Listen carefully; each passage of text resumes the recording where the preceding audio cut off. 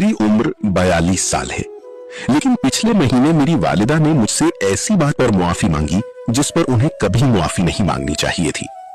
वो एक मसरूफ दिन था। दफ्तर के काम खत्म होने का नाम नहीं ले रहे थे। ईमेल्स मुसलसल आ रही थीं, बच्चों की किताबें मेज पर फैली हुई थीं और घर के काम अलग सर पर सवार थे। इसी दौरान अम्मी की 2 कॉल्स आईं। मैंने दोनों बार फोन काट दिया और दिल में सोचा बाद में बात कर लूंगा, अभी बहुत मसरूफ हूं।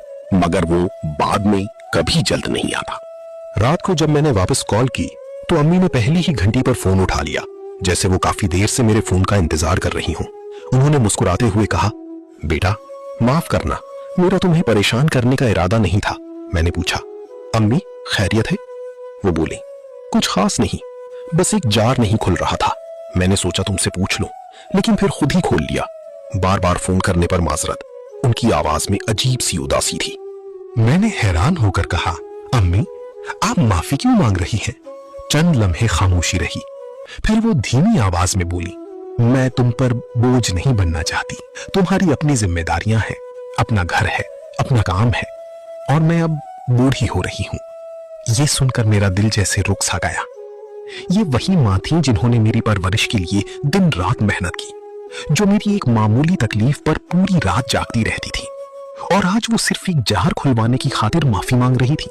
मैंने फौरन चाबियां उठाई और कहा, अम्मी मैं अभी आ रहा हूं। वो मुसलसल मना करती रही, मगर मैं रवाना हो चुका था। जब मैं उनके घर पहुंचा तो वो किचन की मेज के पास बैठी थी। आंखों के किनारों पर नमी थी, मगर उन्होंने मुस्कुराकर उसे छुपाने की कोशिश की। मैंने उनके पास बैठकर कहा, अम्मी आप मुझे कभी तंग नहीं कर सकते, कभी भी नहीं। वो आहिस्ता से बोली, मैं बस तुम्हारा वक्त नहीं लेना चाहती थी। ये जुमला मेरे दिल में उतर गया। मुझे एहसास हुआ कि मसरूफियात, डेडलाइंस और दुनिया की दौड़ में मैं एक बहुत बड़ी हकीकत भूल गया था। मैं भूल गया था कि मेरी मां ने अपनी पूरी जिंदगी मेरे लिए वक्फ कर दी थी। मैं भूल गया था कि जैसे जैसे मेरी दुनिया आबाद होती गई, उनकी दुनिया सिमटती गई। और मैं ये भी भूल गया था कि वक्त वो सबसे कीमती तोहफा है जो मैं उन्हें दे सकता हूं।